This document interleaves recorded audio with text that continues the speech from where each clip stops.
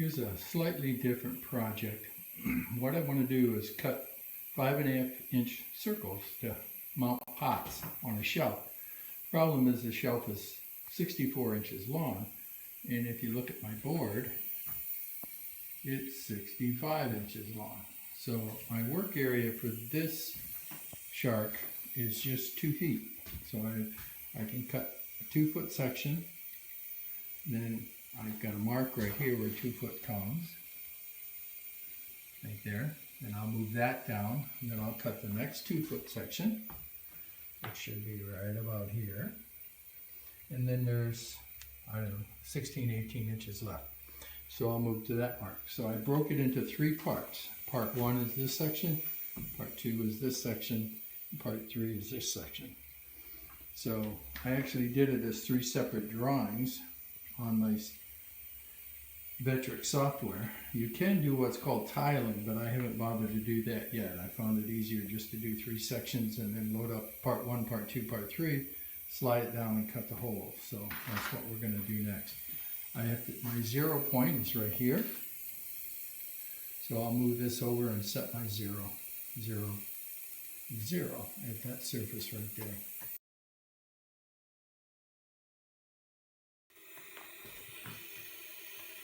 Alright, if you look, I've got this set at 0, 0, 0 now. And if you look up here, you can see I've moved it up a little bit.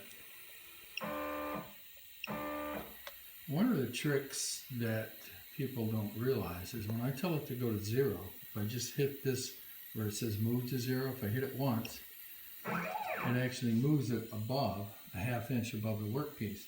So if you look down at your parts, you can see it's not really at 0, 0, 0, it's at 0, 0, 1/2 inch up, which is fine. But if I want it to go to 0, 0, 0, I press this button quickly, because if I press it once, you'll see that another button appears underneath it. But if I press it twice fast, 1, 2, oops, see, I wasn't quick enough, so I can close it. 1, 2, and now see it did an automatic move to 0, 0, 0, and that puts you right at the workpiece. But if you want more information on the touchpad, some little tricks and secrets, I've got making a video called CNC Shark Touchpad Secrets. So take a look at it. Okay, what I'm doing, I've got 3 files that I created. The first file, the holes are spaced 3 inches from the edge of the first one and then 2 inches apart. And that's for 24 inches. Then, obviously, I created my tooling files for that and saved them as part 1. And then if I open the next file open, you see here's part 2. Okay, part 2 looks like part 1, except the difference is down here, it falls, when you lay it out, it's only 2 inches from here to the edge. You can see from there to there.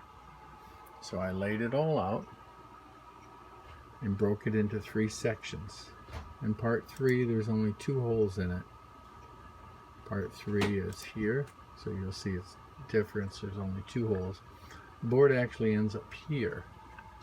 So this part of the board doesn't exist, so I clamp it and cut the last 2 holes. So that's what you're going to see. That those files, if I look at file open, you'll see that there's 3 files, part 1, part 2, and part 3.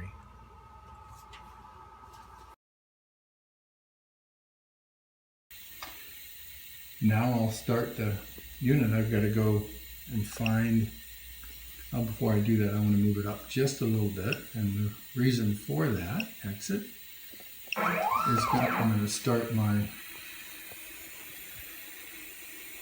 spindle, and then I'll start. So let me find the program first, that way it's nice and quiet while I'm doing it. Come up in USB. This is a shelf, so it's under shelf, right there, shelf.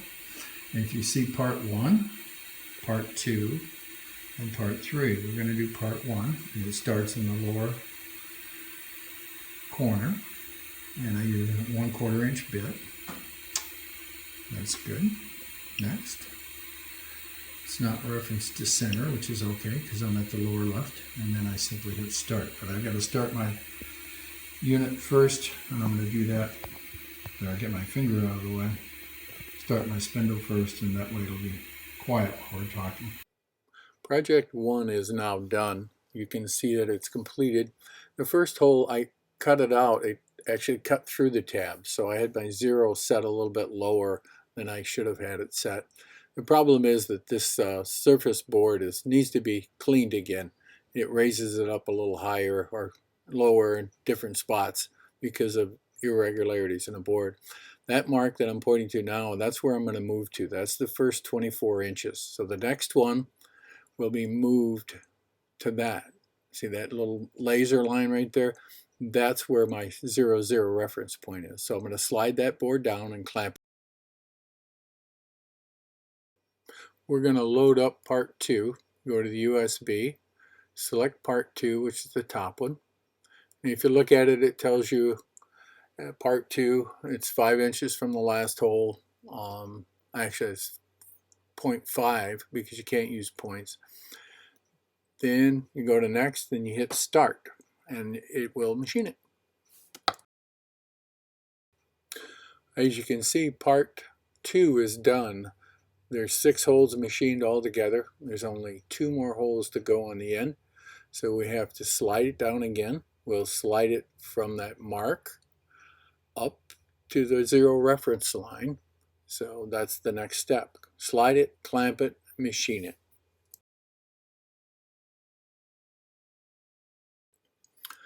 The project is now complete. If you look, the machining portion of it, if you look, all 8 holes are now machined.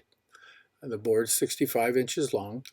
The holes are held in with little tabs. I put 3 tabs, and you can see my hand slide underneath. It's cut through except where the tabs are. So I just flip the board over and cut that with an X-Acto knife, and then just sand it off or cut it off. Pot's set in there, so it's going to be, it doesn't have to be real perfect, smooth, but it gives me the right spacing and the project's done.